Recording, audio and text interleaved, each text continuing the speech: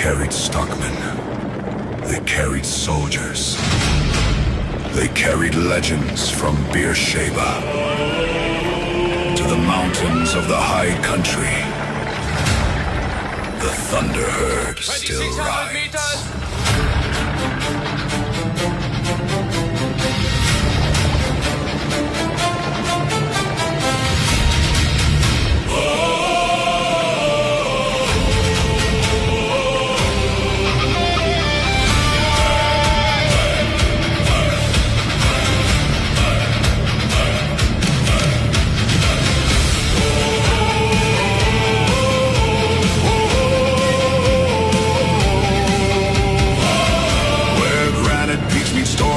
Skies and snow gums bow in winter light.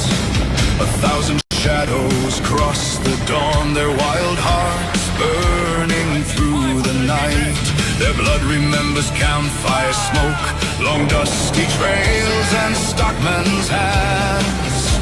The freedom of a younger world still running through this ancient land. Listen.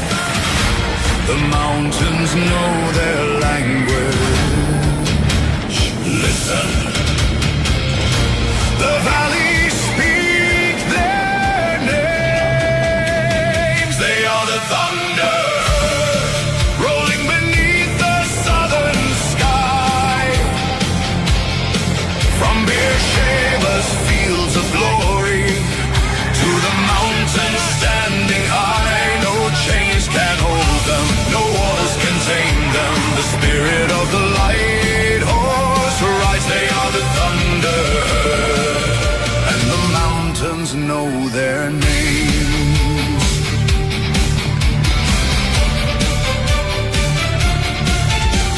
Across the burning Sinai sands, they carry fate in steady hands. Through dust and fire they thundered on toward Beersheba's fateful dawn. Horse and rider forged as one, a rolling wave against the guns. The desert shook beneath their stride as Australia rose in pride. They are the thunder rolling beneath the southern sky.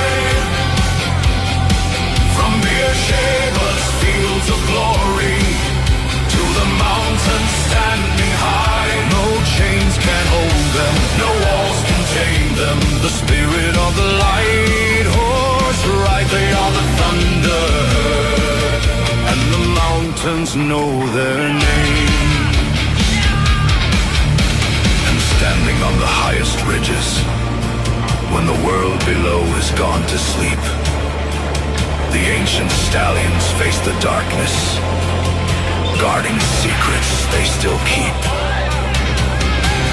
They remember every stockman, every drover, every mountain horseman, every charge, every rider who never came home, every horse who carried him there. Ride on.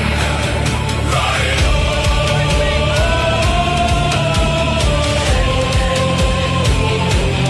Ride on.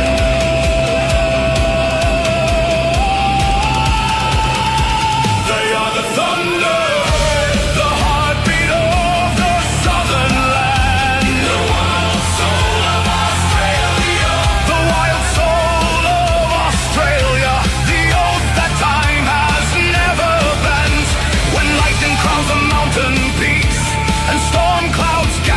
Dark and wide, the spirits of the old light horse still ride beside their stride. No king commands them, no empire owns them, for freedom runs within their blood, as surely as rivers shape the land. They are the thunder.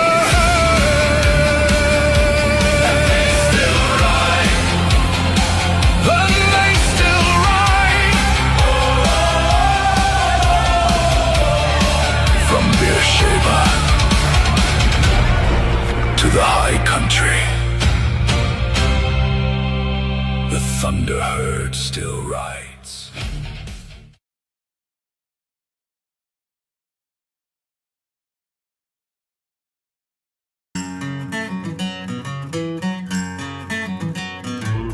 Good morning. Well, I'm back at Parliament House again today, and the Wimmera Mallee Environmental and Agricultural Protection Association will be heard from again today. We've had an awesome round of meetings yesterday. We've got another lot of meetings today. We were given a lot of time. We were amazingly appreciated for who we were and what we stood for.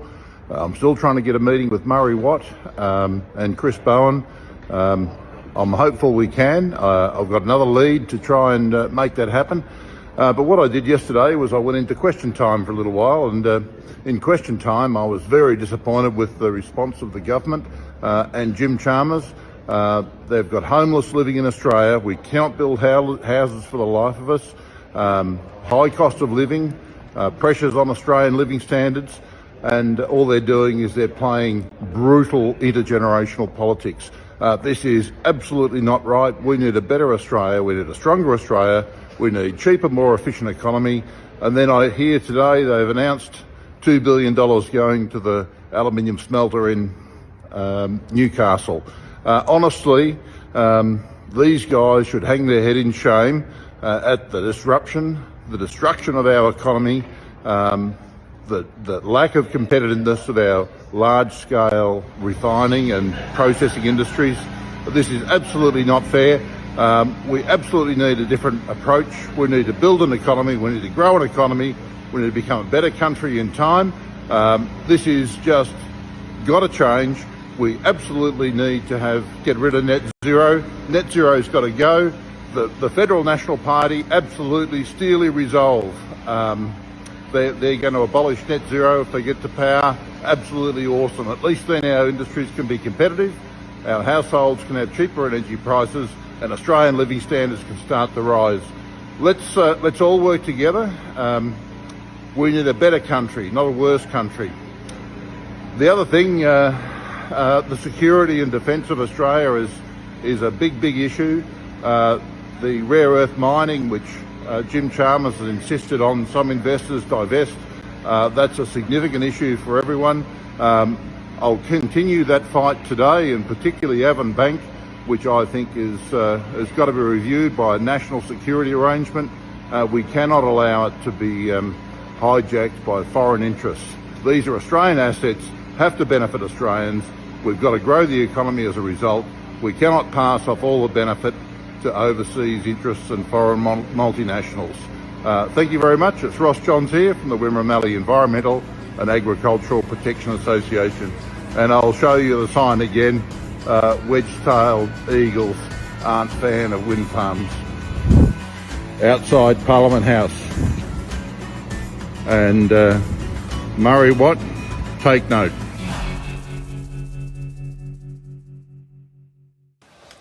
And a very good morning. Yes, it's Friday. If you follow the real football, AFL, many would argue with that statement, but I can't hear you, so I don't care. Anyway, big weekend. The Saints are playing Richmond. Who cares about the rest? We could possibly lose this one. Richmond are absolutely terrible, but St Kilda are trying to copy Richmond's playing style. Don't give me the ball. Give it to someone else. Kick it. Just get rid of it. Anyway, if you're a Saints supporter, you know exactly what I mean. And commiserations. There's always next year. We always say that at the end of each year. There's always next year. Anyway, sad news. Australian golfer Jessica Bang has died after suffering a brain hemorrhage while in Thailand to compete in a qualifying tournament with the WPGA Tour of Australasia. They confirmed that the 18-year-old passed away. Now, what about this? They say flying is much safer than driving. Well, you haven't seen my driving, by the way. Practice on a Massey Ferguson. But a Virgin Australia jet aborted takeoff at Sydney Airport after its crew spotted a Qantas aircraft crossing ahead, marking the third serious ground safety incident there in less than 3 weeks. So I suppose flying's okay, it's very safe. It's the taking off bit that's the problem, and we have to fix it. I mean, 3 times already. What they say, 3 times and you're out. Well, next time. So we've got to fix it. Leave it up to the federal government. They'll fix it. No, they won't fix it. And finally, now how about this? I think we all have the right to protest, but thousands of school and uni students are rallying in cities across Australia to protest against Pauline Hanson as One Nation surges in popularity. Now that wouldn't be because of the teachers egging them on. But what are students at school? I mean, uni students, part of being at university, well, used to be. Let's go and protest about what? Who cares? We'll protest anyway. So I do believe this time the students at secondary school or primary, who knows, should not be allowed to do that. And any teacher that encourages them to go out and protest, if you're at secondary school or primary, you need to be sacked. Simple, pretty straightforward. They don't need to be indoctrinated with your stupid ideology. Anyway, that's just my saying, my thoughts. Coming up soon, Stuart Andrews. We're going to talk about all things great, and I think this is the future of agriculture and the world. And behind me, we have a picture of Dookie, by the way. We're going to talk to someone from Dookie in this hour too, and also talk about a rally in Byron Bay, where all the trendies go. All that and more. And we have a panel too, just after 8, talking about the mental health problems that are associated for those who are up in arms against the culling of these beautiful creatures, the brumbies. This is the Country Telegraph. Let's go around the country now, state by state, starting with Queensland. It's going to be a generally dry and sunny day across much of the state, with just some morning frost patches throughout inland parts of the central areas and southern interior, where some locations may see minimum temperatures below 0. Otherwise, the risk of a light shower about the east coast and also about the peninsula. Daytime maximum temperatures near average for this time of year for Brisbane, a mostly sunny day and a top of 24 degrees. Down in New South Wales, it's also going to be a generally dry and sunny day across much of the state, with just a slight chance of a shower about that east coast, but as well out in that far southwest. Daytime temperatures are expected to be near 20 along coastal areas and also across the far north, grading to the mid-teens elsewhere as we head further inland. For Sydney, a sunny day and a top of 20 degrees, while for Canberra, morning frost, then a partly cloudy day with a top of 16. Moving on to Victoria, morning fog and frost patches are possible across northern parts of the state, and then just some very isolated showers generally on and south of the ranges. For Melbourne, a partly cloudy day with a shower or two developing from late morning and a top of 16 degrees. Moving on to Tasmania, just some isolated showers through western parts ahead of this cold front, which will bring a burst of those showery conditions that will gradually clear during the evening. For Hobart, we've got a partly cloudy day with some showers developing from mid-morning, then clearing during the evening, a top of 14. Moving on to South Australia, morning fog patches are possible throughout the west coast and the Eyre Peninsula, and some morning frost patches about the Flinders Ranges. There's also a risk of some very light showers through the southeast, which will mainly be about the windward slopes and coasts, but otherwise a generally dry and partly cloudy day elsewhere. For Adelaide, a partly cloudy day with a shower or two, most likely during the morning, a top of 17 degrees. Moving on to WA, we've got some showers or possible showers and even a risk of a thunderstorm developing throughout the day through the interior. And there's also a risk of a shower throughout the southeast or even some drizzle patches.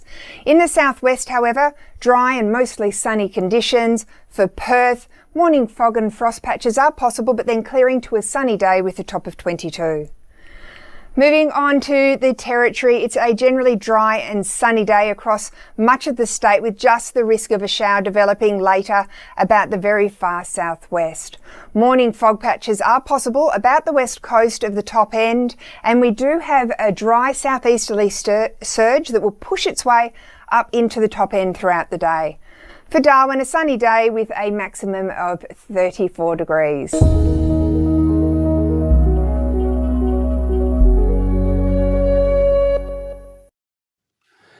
And welcome back to the Country Telegraph. Darwin, they're playing a test match there against Bangladesh. How embarrassing, we might lose that one. And we only made a couple of hundred. A batsman failed. Their bowlers were simply magnificent. And then they're 1 for 96. It doesn't look good, does it? Maybe they should have replaced or put in Scott Boland, replaced one of their fast bowlers, because they have not been very successful. Anyway, just my own humble opinion. By the way, my opinion, some say, is not humble. Instant Polls is our official sponsor now. If you want to increase your bottom line, boost your communication with your frontline staff, and gather valuable data from your most important resource, your employees, then visit instantpolls.online to learn more. Now, this week's poll is, how has the culling of the Brumbies impacted your mental health? Just use the QR code on our screen to vote. Each vote is secure and anonymous and verified by 2FA, which is two-factor authentication.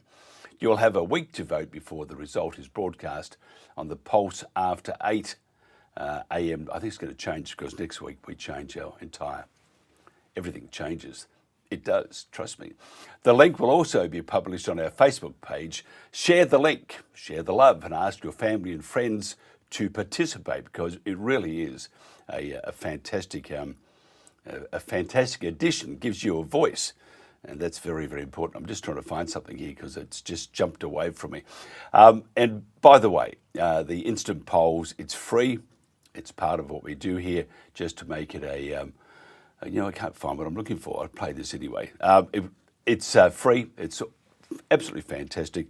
And coming up next, we'll talk about the future of Australia. And I think Stuart's dad did a very good job, and Stuart himself is doing a magnificent job. More about that shortly here on the Country Telegraph. Conservationist Stephen Nowakowski and academic Tim Navard have mapped over $1.38 trillion in so-called green projects across Australia, including 31,000 wind turbines, 550 million solar panels, and more than 28,000 kilometres of new transmission lines, with thousands more running undersea and across protected wilderness. Turbines run only 30 to 40% of the time, panels just 18 to 25%, demanding vast overbuilding and replacement every few decades. Nowakowski calls it hypocrisy of the highest order. Untouched mountain forests now being bulldozed in the name of green energy. After decades documenting the outback, he says he's never seen a threat like this. Dead birds, bats, even endangered species lying beneath the blades.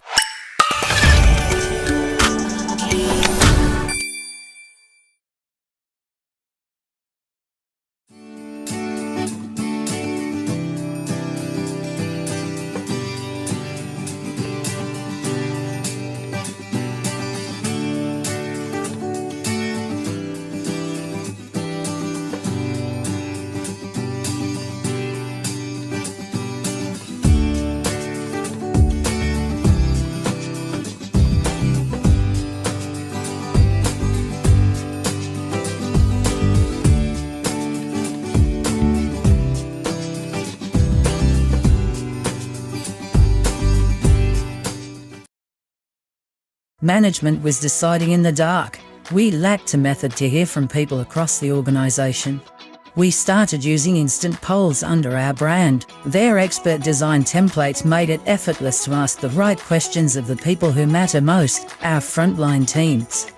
We've seen improved profits and happier staff, and we now make better company decisions, thanks to instant polls. Join us. Try your first free poll at instantpolls.online. Hey, welcome back to the Country Telegraph. Before we speak to Stuart Andrews, I want to play this. It's a short video, and it sort of explains what we're going to talk about. Then I'm going to throw a few curly ones in, because I think, again, I keep saying that this is the future of Australia and the future of the world. And as water and stuff becomes so important to us, so does what Stuart Andrews has to say. Have a look at this. Come back in about 5 minutes. This is the Country Telegraph. Tarwyn Park training allows you to understand how this landscape functioned long before any human interference. So we spend our time teaching people how to read the landscape, understand the functions that used to exist, and then implementing soft works that enable that function to operate again, whilst we overlay it with our production systems, whatever they may be. And for everybody that might be different, maybe cropping, maybe grazing, maybe horticulture, all sorts of different things. It's more about getting the landscape to function so that these production systems work very well. The biggest benefit of Tarwyn Park training is getting people out in their landscape, looking at where that they can improve things, where they can look at slowing flows of water, because it's so desperately needed everywhere. Tarwyn Park training teaches you the 5 pillars of natural sequence farming so that you can use them to restore your landscape. They are: slow the flow, let all plants grow, care for where the animals go, filtration is a must-know, and return it to the top to recycle the lot. Each of the 5 pillars of natural sequence farming have a practical application out in the landscape, and in our Tarwyn Park training we teach people how to put that into practice on their landscape. Slowing the flow in action could include practical applications such as contours and hill ponds and gully ponds, which all act to slow the flow of water and fertility moving across the landscape and promote it being stored under the surface where plants can access it more readily, and it's not being lost to our rivers and creeks and eventually to the ocean or evaporation from the sun. When I'm building a contour, I use an excavator, and using an excavator I'm able to sculpt the bank to the height that I want it to be, as well as making sure that it's the right level and make sure the spillways are put in the correct location for it to function the best way properly. Let all plants grow means that we want to focus on diversity, and as much diversity as possible, as all plants growing, no matter what they are, fill 5 key roles for our landscape, and they include solar powered air conditioners, moisture magnets, processing factories, soil builders and pumps. One of my favourite things to see is when I go out in the paddock, I'm able to see the change that happens, the new plants that come in, as well as trying to figure out why they're there and what the job is they're trying to do. Pillar number 3 for Tarwyn Park training is care for where the animals go. And behind that is about understanding that we need to manage our animals in a way that suits both them for a production focus for our farm, but also an ecological focus, and ensuring that they are looking after the landscape and not causing it any undue issues. When I'm being careful where the animals go, I'm making sure that whatever stock it is in the correct paddock for the right amount of time, make sure they're not affecting the land in a negative way. As well as that, I want to make sure the animals are always happy and they have the best place to be, and happy animals make me happy. Pillar number 4 is filtration is a must-know. Filtration is an extremely important process of our landscape. The aim with filtration is to make sure that when your water is moving through the landscape, that it's clean and that everything that's flowing through it is being absorbed by the plants, all the minerals and different things like that. And the aim is that when you see that water flowing across your property, it's usually better to drink it because it's perfectly clean. Pillar number 5 is return to the top to recycle the lot. The big thing is about collecting fertility that's moved down, taking it back up to the top and putting it there to break down and then feed it all back down. So rather than letting everything be lost, we're actually letting it recycle over and over again, which is how nature always operated, and we're just getting that started all over again. Return to the top to recycle a lot is cutting and carting hay from the bottom to the top, animals grazing and then pooping again back at the top of the system, and pumping water that's been moved down to the bottom through the system back to the top to be recycled again. I think it's really important that we work on our Australian landscapes. As a mum with children, it gives me great hope that there is a great future and things can be moving forward and getting better right across the country. You can get going with natural sequence farming by going onto the Tarwyn Park Training website. You can sign up to a 4-day course. We also have our upcoming online courses, and there will be a community for people to join that have done one of those trainings. So you can learn with other like-minded people.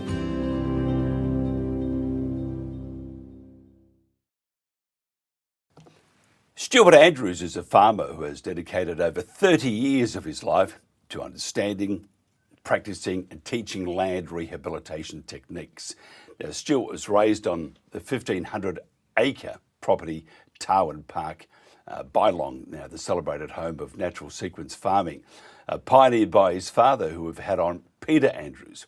Natural sequence farming is now internationally recognised as a significant innovation in sustainable agriculture and land care.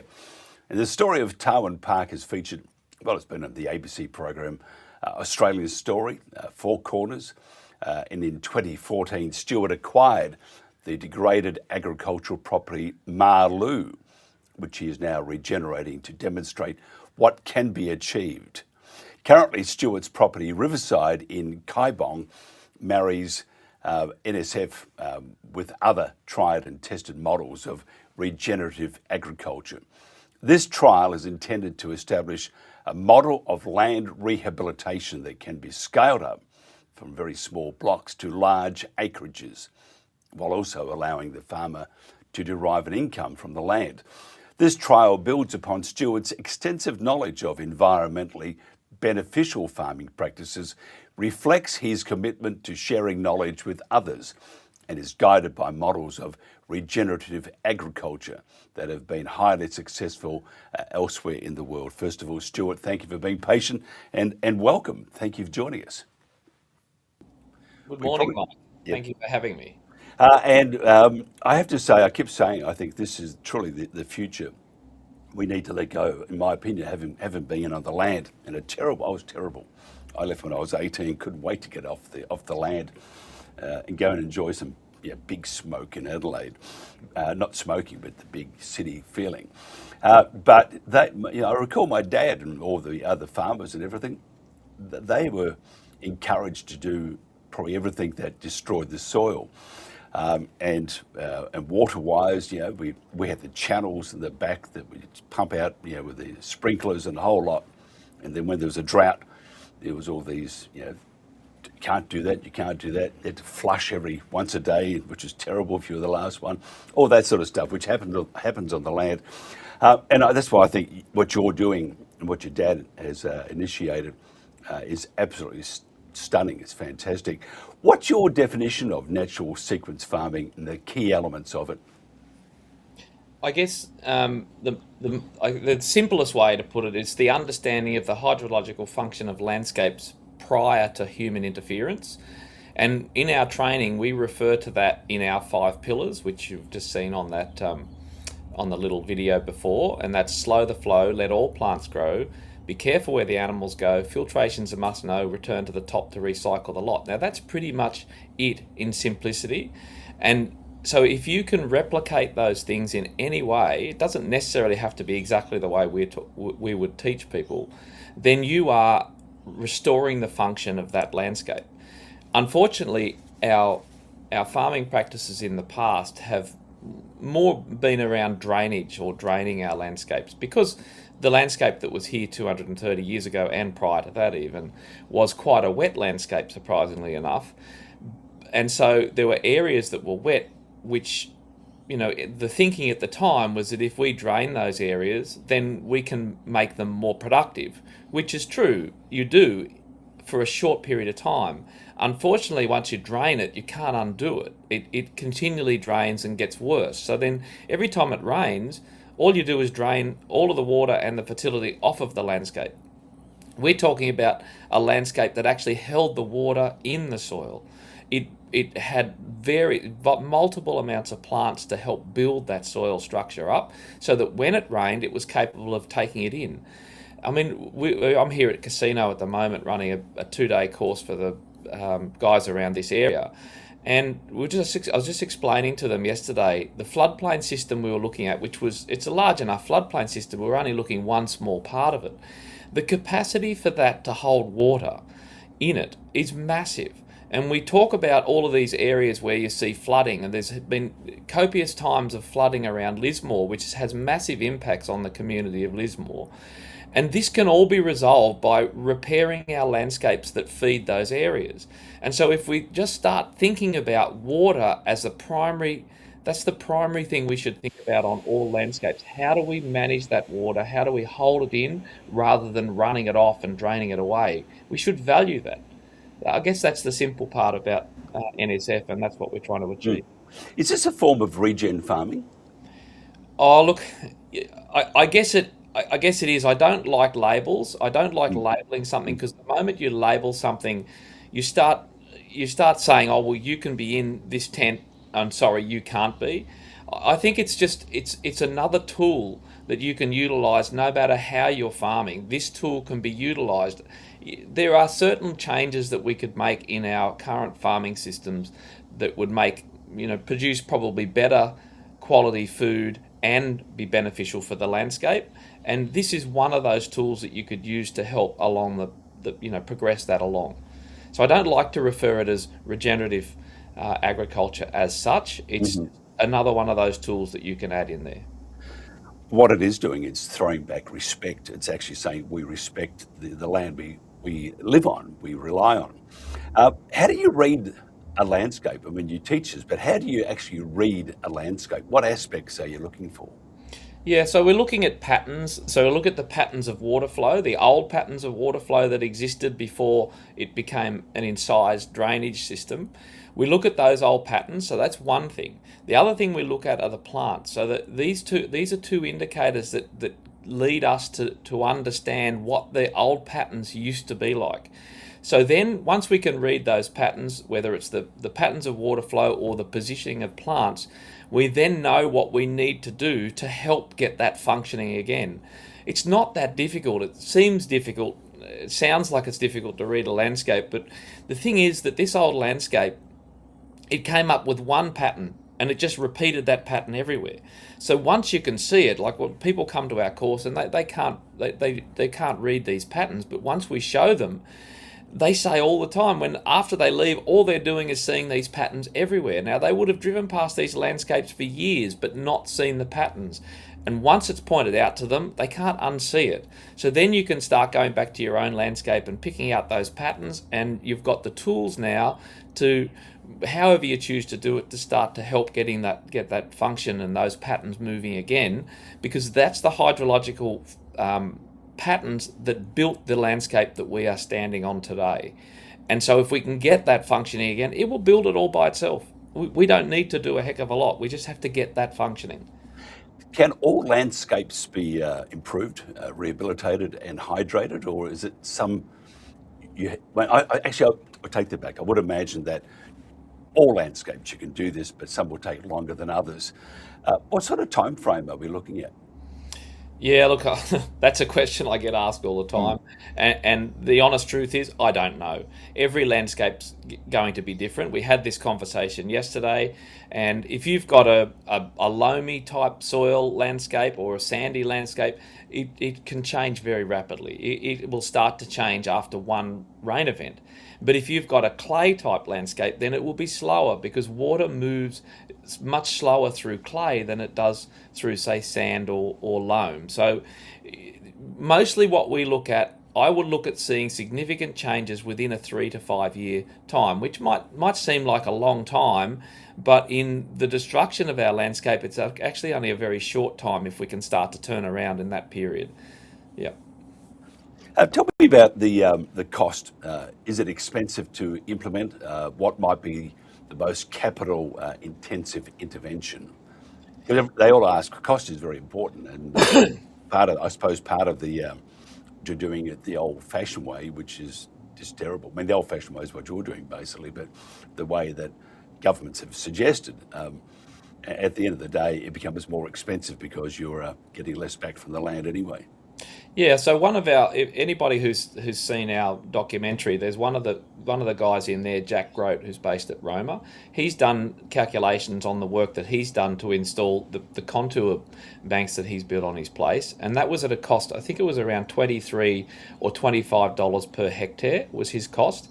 Now, it's variable everywhere. That's a flatter landscape, so the machinery that he's used is a grader, which makes it cheaper. If you get into steeper country, the cost will go up, and we work on somewhere around 50 cents to about $2 to $3 a metre if you're building a contour. If you're looking at putting ponds and things in gullies, well, that the cost goes up. So that's going to be variable per site. But if you were just doing the contour, it's actually very cheap. You know, this is not expensive. The way I try to explain it to farmers, let's say you're on a regime of putting fertility, some sort of fertilizer out on, and typically it was always done where you'd put, everyone would put a bag of single super out or whatever per year. Let's say you're spending 100, or it'd be a lot more now, but let's say you're spending $200 per hectare to put fertilizer out for a year. What if for a section of your farm you actually invested, say, $30 or $40 per hectare of that money? So don't spend it on the fertilizer, spend that $40 managing the water, because the water at the end of the day, all the fertility you add out there, the water, if it's not managed, is going to carry that away. So you're going to be losing it anyway. So if you were to spend $40 per hectare in 1 year and then go back to your fertilizer regime or whatever it is you're doing the following year, it is a very, very good investment. And the point is, you only invest it once. You don't have to keep doing it. So it's very cheap. It should not be based on cost for not doing this. What about government support and interaction with governments? Are they supportive? And I probably have an idea of the answer, but I'll let you do that bit. Look, if I look at patterns of government, and I spend my time looking at patterns, whether it's patterns of people, patterns of government, or patterns of landscape, governments seem to follow everything that's unsuccessful. So they invest large amounts of money in something that actually gives very little return. So unfortunately, what we're doing gives a massive return. So they're probably not that interested in it for that reason. It doesn't make any sense to me why government. I mean, we had the Prime Minister of Australia stand looking at a site that PA, Peter Andrews, my dad, had done and said this should be rolled out everywhere. Well, why isn't? That was, I don't know, 5 or 6 years ago. Why hasn't it happened? Yeah, it's really interesting. And then we have the role of animals in landscape restoration. We're on the bandwagon because they're trying to kill all the brumbies, which are magnificent for the national parks, not the opposite. What's your thoughts on the role of animals in landscape restoration? Look, they're critical. They are critical because animals are the recyclers of plant material. Everything should be recycled, whether it be plant material, whether it be carbon, it doesn't matter. Our landscape thrives on everything being recycled. It must be, otherwise it dies. So we need animals in our system to be recycling our plants. Now, it is critical that the management of those animals is such that it's not damaging the landscape. So that's the critical part. That's easy to achieve. But recognise at the same time, the Australian landscape evolved without hard-hoofed animals. Predominantly, most of our production systems are using hard-hoofed animals. So those hard-hoofed animals will have an impact on that landscape. It doesn't say, oh, we don't use them. We must use them, but we must recognise that they do create some form of damage that plants and biology must come back in to restore, and that needs to have the opportunity for that to happen. But it's critical. We've got to have these animals in the system. Interesting also, if you go back 40,000 years, which I was just a kid then, we had those hard-hoofed animals. We had very large animals, giant wombats and stuff. And it would have been interesting if you could hop into the TARDIS from Doctor Who and pop back 40,000 years ago. What do you think? Actually, here's a question for you, not rehearsed or anything. What do you think the country would have looked like 40,000 years ago before the hard-hoofed or the giant animals vanished? Well, that's the point, isn't it? I mean, see, when you look back at your landscape and you want to understand what was it like. Well, the fact that you have a landscape that can support a 2-ton wombat, an 800-kilo kangaroo, if you've got a landscape that can support that, that surely says to you this must have been an abundant landscape. So we know straight away that to be able to support those size animals, it must have been vibrant. Where did How big was that kangaroo? I mean, I have a newfound respect for Skippy. Yeah, 800 kilos or thereabouts. Yeah. I have my good pair of running shoes. Actually, it'd catch me anyway. Oops, there I go. But they don't eat people, do they? No. They were plant eaters, yeah. Stuart, if somebody wants to find out more about what you do and how they can get in contact, as I said before, admire your dad enormously. And I've seen some videos of you giving speeches. He taught you well, and good on him too. And would love to pop out one day, have a chat to you on land and do this a bit more in depth, because this is far too short for what you're doing for the country. How do they find out more about what you do, and if they want to be part of this, part of what they should be doing? Yes, yeah, sure. So go on, look up Tarwyn Park Training, so www.tarwynparktraining.com.au. You can look us up on there. If you're interested in looking at what we do, look at our documentary Rehydrate Australia, which we released earlier this year. It's on YouTube, it's free. I think it's already had like 130 or 140,000 views. Wow. So that's, it's obviously has... there's interest out there in those that actually have some form of get up, which is important. And I'm not interested in government being supportive of this. That doesn't matter. Mm-hmm. This needs to be built from the ground up. Mm-hmm. The average person, it doesn't have to be farmers. This should be driven by the average person, because the average person, as far as I know, eat food. And food comes from production on the land. So they should be interested in this stuff. All of this rubbish where they're destroying land to put up wind turbines and solar farms and all this stuff, it is just ludicrous that that's allowed to happen.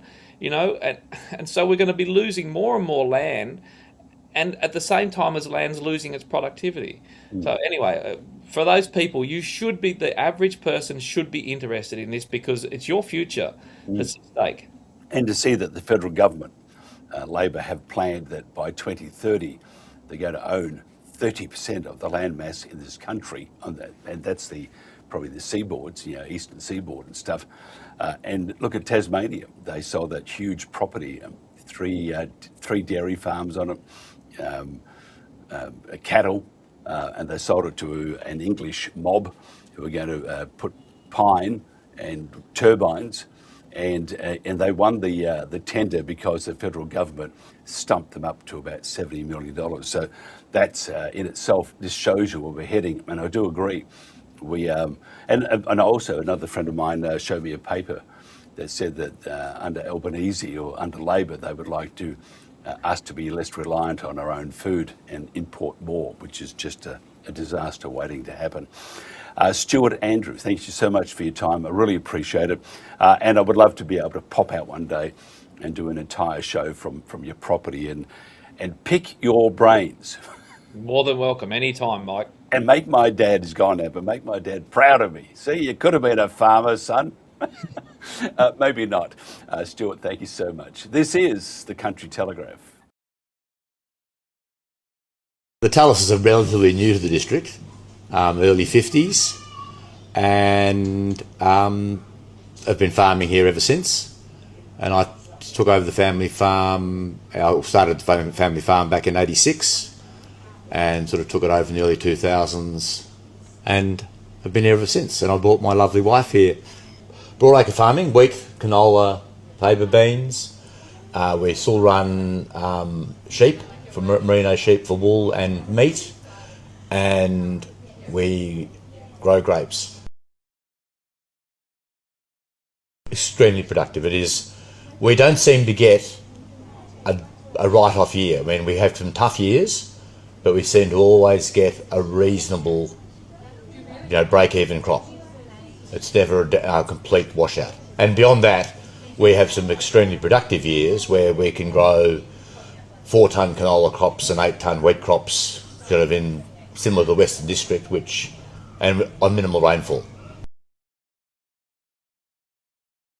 Ground covering infrastructures, as in solar panels, would be just a waste of highly productive, fertile, and a beautiful landscape. So coming here, the landscapes, the beautiful people raving about the landscapes, people wanting to come and see the landscapes, there was a real opportunity.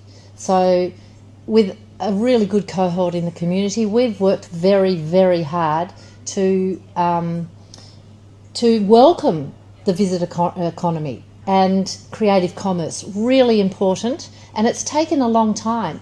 And this landscape is so important to that. And yeah, it would be absolutely heartbreaking to lose that. Well, there was none. There was not one. That's the shocking part, because we're a very open community, and it would have been welcomed, and there would have been really good, robust discussion, and there could have been some insights.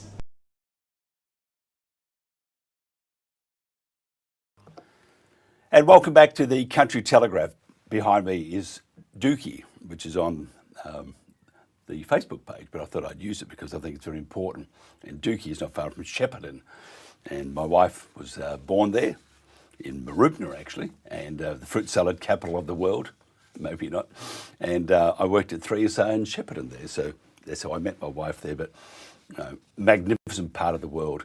Jodie Fleming is a spokesperson for the Protect Dookie and Goulburn Valley group. Now, Jodie Fleming has lived in Dookie for more than 17 years, having moved to the area with her family for the lifestyle community, great community, and the opportunity to raise her children in the country. Well, not a farmer herself, but we could teach her, I'm sure. Stuart Andrews could teach her. Get those hands dirty, get soil under the nails. Jodie is surrounded by the highly productive farmland of the Dookie district and has close personal connections with many local farming families. Now, her strong interest in agriculture, regional communities, and the future of productive farmland has driven her involvement with Protect Dookie and Goulburn Valley Group and the campaign opposing industrial scale infrastructure on prime agricultural land. Now, Jodie has a professional background in journalism, communications, and stakeholder engagement and political advocacy, and has worked extensively across regional Victoria. Jodie, thanks for joining us. You're welcome. It's good to be here. Thanks for having me. You live in God's country, I have to say, and I'm not just saying that because of my wife, but I mean that part, the Goulburn Valley and Shepparton being the epicentre, it's just an amazing part of the world. What the government wants to do with the REZ zones, or the renewable energy zones, must mortify you. Oh, absolutely. It's not just mortifying me. It's absolutely mortifying not just all of Dookie, but a lot of people in that Central North Renewable Energy Zone, or the REZ as we call it, and that is what VicGrid refers to it as. They're devastated. They can't believe that such a ridiculous decision has been made. Well, they're trying to make it, to put solar panels, huge industrial infrastructure and big batteries across the most productive agricultural land, not just in Victoria, but parts of Australia. It is outrageous to us. This is just not well thought out, and, I don't know what they think they're going to eat going forward. Well, they're not that concerned, are they? And No. And you have to wonder, I mean, this does not make any sense. There's no common sense involved. You have to wonder what their agenda really is. And if you look at what the federal government is doing, ties hand in hand with the state government and some local governments too, in that they want to take us back to the before Captain Cook got here. And we don't want your farms because you've wrecked the land. We can bring our own food in from overseas, and that's what many are saying from that side. Problem is, though, if you look at what happens with the oil, it doesn't work all that well, does it? What's some of your main concerns at the moment with the REZ in your particular part of the woods? I think one of our issues is that Dookie was not consulted before they were put into the REZ zone. What happened was they took another district out and put us in very under the radar, I think hoping that nobody noticed. Unfortunately for VicGrid, we did notice, and we reached out to them and said, you're going to talk to us about this, because why are we in this? This is ridiculous. And we forced them to come and speak to us, which they did. Then we forced them to have some community consultation sessions, which ran over 3 nights. There were more than 550 people that attended those over those nights. Some came 3 nights, some came 1. Not just the farmer community, the whole community, from Shepparton to Benalla through to our friends in Gurumbat and Glenrowan, who have already been dealing with this because they're already covered in solar panels. and their land's been taken off them, and they came to explain to us and support us and go, don't let this happen.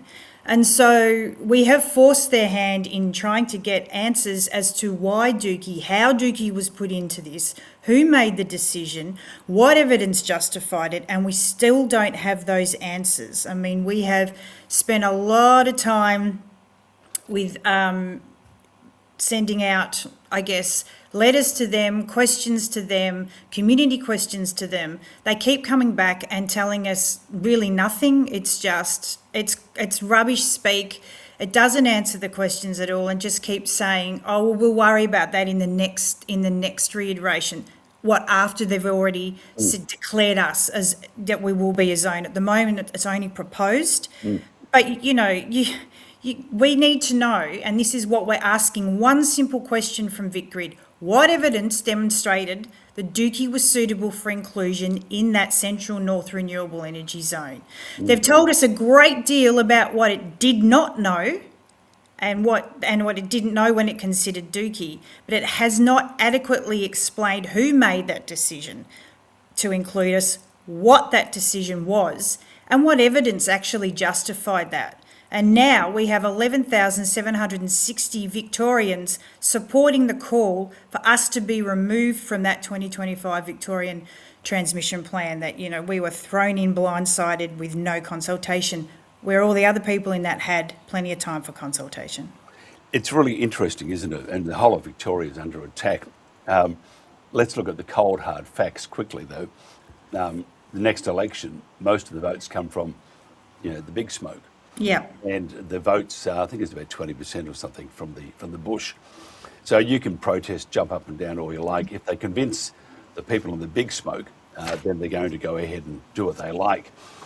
Two things: the compulsory acquisitions, an intrusion into you know, your own space, your you know, God-given right to have your own land, your own property, and your own castle. And the second thing is, though, how do you get that message across to those in the big smoke? Because, you know, if you, not being rude about them, but if you pop into, say, Melbourne or whatever, there's football. Friday night's a good one. What else is there? Football again. And having a great long weekend. And if you ask about, I mean, we're on about the Brumbies, for example, no one knows about it because the media isn't pushing it. How do you turn that around, though, with what you're doing? How do you get the people in the, you know, where all the votes are, how do you get them to understand that what's going to happen doesn't just impact what, you know, your own living standards and your own community, but it will affect the entire Victorian community? It's a question that we've thrown around quite a lot, because that's exactly what we believe is that we know that those votes are coming from Melbourne, you know, and the bottom line is for us is it's why we started this group, and it's why we started, there's a website, it's why we have been all over social media, because I think there's an education piece, you know. And unfortunately, I think our politicians these days are politicians who are, they're career politicians. You know, once upon a time when we all just started and we got governments up and going, you know, they were real true representatives. We had farmers, you know, we had teachers, we had all these different people who were part of a community and different, I guess, experiences in life, which created a really good understanding of how to govern, you know, what's going on out there. We don't have that anymore in Parliament at all. We have career politicians who've got no clue. Their advisors don't seem to have a clue. And so here we are trying to explain to people, well, I really hope you don't want to drink beer anymore, because there's not going to be any barley to be made, because you're going to take all the land and cover it in solar panels and not allow us to grow anything. You know, I hope you don't like steak. I hope you don't like cheese. I hope you don't like milk, because where do they think this all comes from? You don't walk into Coles and it just automatically appears. Coles don't make it, Woolworths don't make it. It comes from agriculture, and agriculture in this country is it's been built on. And it's dumbfounding to us that people don't understand that, you know, which is why we need to get into those politicians and to make them understand and to bring them to Dookie and to say, this is what we're talking about. This is what's going to happen if your food isn't just going to appear, and you may think you can get it from overseas, but good luck eating rotten food that's come from China, because it's not clean and it isn't green like it is here in Australia. Yeah, I have a video. I haven't been playing it. I would like to play it, but I get a bit nervy talking about Indian imported food. You probably need to wash it in Dettol, but I won't go to that one because I'll get into trouble. But yet it was out there, pushed out there by some mob. Anyway, I'm just keeping away from that. You can't beat Aussie food. I think Australian food is just magnificent. But without the food, our food chains or food supply or food security, as a nation, as we grow in numbers, bringing everybody into this country, we rely more on the food. Without that, our food security is truly under attack. If somebody wants to, which you guys are too, I have to say, everybody in rural Victoria, I feel for you, because the current Labor government, whether it's Ben Carroll, Jacinta Allen, or the ghost of Dan Andrews, anybody in the bush, they have you in their sights for some unknown reason, but they don't like you, they don't care about you, which is really sad. If somebody wants to find out more about this, how do they do that? You can go onto our website, which is if you just type in Protect Dookie and the Golden Valley, it will come up. You'll see there's a whole lot of information about everything, all the evidence that we have provided to VicGrid and to our governments. It has pictures of our beautiful land. It has all our our yield, all the data you need to prove. And we just really want to thank, I think, Victoria. In Dookie, there's about 330 residents in Dookie. But 11,760 people signed that petition to say, don't put it there. That is a ridiculous place to put it. Don't do it. The government has to stand up and listen to that. 11,760 votes, that might be what gets you in or what does not get you in. I would be paying big attention to that, because it's only going to grow the more that we get the message out there and explain to people what's happening with these renewable targets from the government, which are unrealistic, and they're not, and it's not renewable. It's not renewable at all. And the most important question is, who do you follow in footy? Richmond. So I'm having a bad year. We are playing you guys, and you know what? Normally I don't get nervy playing Richmond these days, because I'm from Sirazia, and Sirazia used to be a huge Richmond base. Knew half the team at one stage. Poor blokes. I drove them nuts. Can I have your autograph again? I went to school with you. What autograph for? But the Richmond are playing St Kilda tomorrow, 12:30 at Marloo Stadium. Marvel Stadium, and I have a feeling, don't ever quote me, I have a feeling that Richmond could win this one. You never know what Richmond will do. They're, you think they'll pull out games they'll win, and you don't know how that happened, and then they'll lose. They're up 10 goals and lose in the last 2 minutes of a game. So who knows? Tigerland, a fucking fury. Best theme song of all. No, it's not. Or When the Saints. Jodie, thank you so much for your time. Have a great weekend, and may the Tigers lose tomorrow. Oh, no. Thank you very much. You too. Take care. This is the Country Telegraph. How should we meet the challenge of managing wild horse populations? Hello, I'm Wayne Linklater, and Professor of Environmental Studies and author of the new book, Wild Horses of the Last Land. Learning about ourselves and nature from the Kaimanawa wild horses.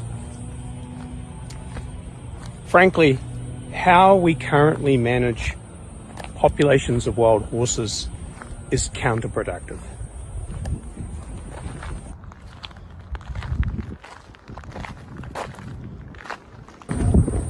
But it doesn't have to be that way.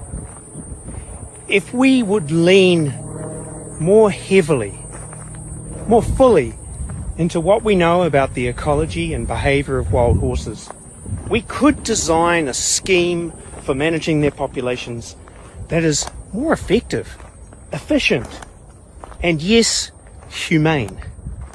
I would argue more ethical. If you want to know more, see the last section of my new book titled Conservation. I'll see you on the other side.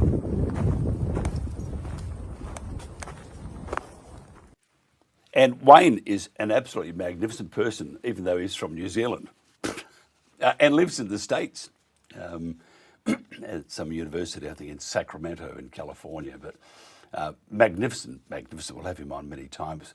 What they're doing to the horses is truly, it's abysmal. It's not how Australians should act. And we'll keep this thing going until they stop. Acacia is a local Northern Rivers resident and a passionate advocate for Australia's brumbies. She's been working with the community to raise awareness about the plight of our brumbies and has organised the upcoming Northern Rivers Brumby Rally in Byron Bay this Sunday, where all the trendies hang out on the, which is 16th of August. Acacia joins us to talk about the rally.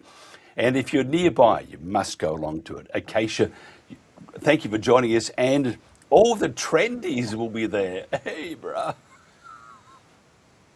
I don't think they'll be there. I highly doubt they'll be there, but really? I mean, maybe. That's part of the trendy hangout. That's where they all go. The Akubra, we've got an Akubra store now in Byron. They'll come along all dressed in their cowboy outfits, but yet they don't own horses. Tell me about just your thoughts on the cull or the culls, which is happening all across New South Wales and in Victoria. I mean, in the Bylong High Plains, they have no horses, gone. And that's what they want to do to all the horses in New South Wales in the national and state parks. How do we stop it? I think it's just public awareness. I mean, the government seems honestly hell-bent on eradicating our beautiful horses. So we need to raise public awareness, and I think that's why I'm organising this rally, because it's not going to stop otherwise. But we do have a massive momentum, I feel, right now, and maybe a chance to change something in legislation, and this is all we can hope for right now. Yeah, it's absolutely appalling. In fact, there's a cull starting very shortly, not far from you, between, I think, Yamba and Coffs Harbour. And they do have this propensity just to kill, which is just appalling. And that's why I think the rallies, and they're still happening, which is great. And it's showing the politicians who I believe are starting to raise the eyebrows, which is way too late. But they're at least starting to raise the eyebrows. Tell me about your rally, what we can expect there. And I have to say, it's in one of the great parts of Australia, but it is where all the trendies go.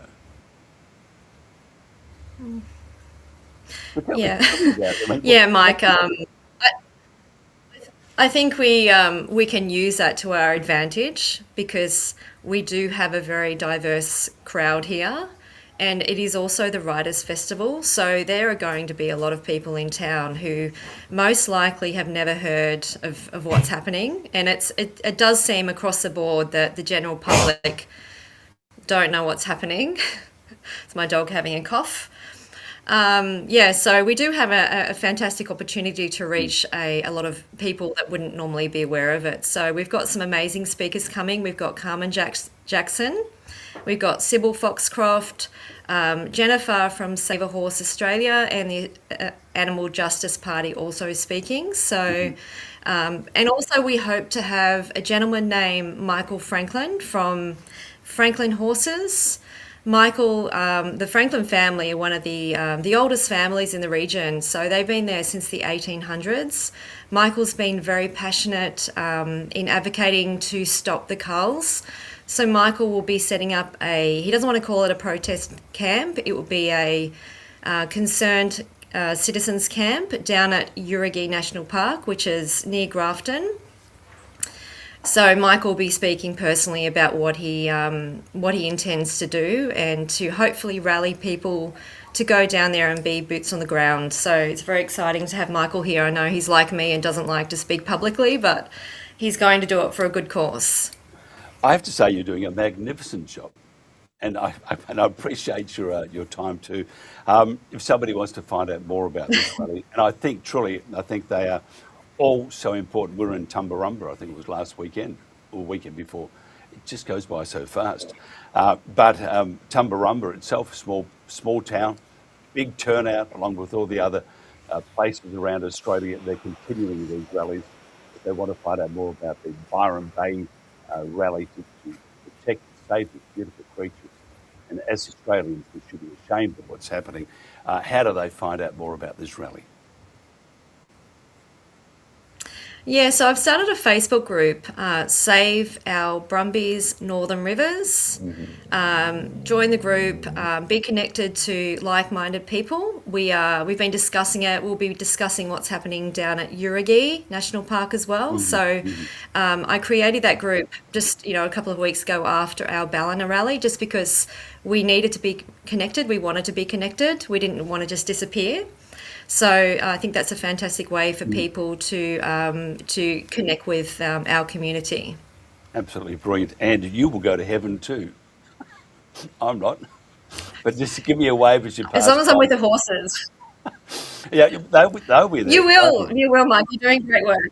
No, I won't. I've been told I won't. Someone said go to hell. And I think Jack Goff should never have said that to me. Anyway, thank you so much for your time. No, that's right. What a terrible name, and it's understanding that Australians run words together. Jack off. Anyway, his parents didn't like him clearly, but it was lovely chatting with you. Good luck. Thank you so much. On Sunday. Take care. This is the Country Telegraph. Thank you.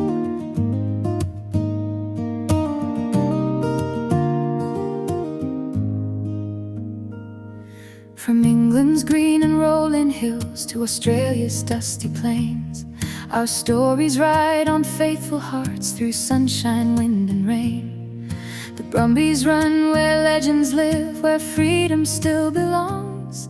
Across the seas our voices rise, together we are strong. We're Brumbies strong, we're riding on from Britain to Australia's dawn. With every hoof upon the land we'll stand together hand in hand. For every colt and every mare we'll lift them up with love and care. Queen Camilla, hear our song, help keep the Brumbies running strong. There's a Palomino Madigai, proud and free, golden in the morning light, a living piece of history.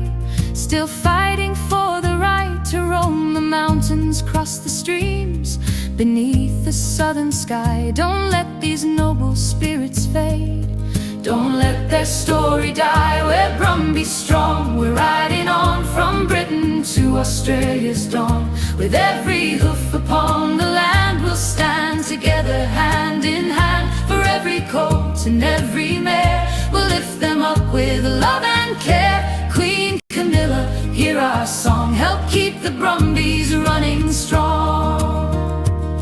No border keeps compassion still, no ocean stops a prayer. When people stand for something right, there's always hope to share. The heritage we save today will live for years to come. So let the Brumbies lead the way beneath Australia's sun. We're Brumbies strong, we're riding on. Across the world our hearts are one. From London's light to mountain skies, we'll never let their spirit die. For every child who dreams they'll see the wild horse running proud and free. Queen Camilla, hear our plea, help save Australia's heritage.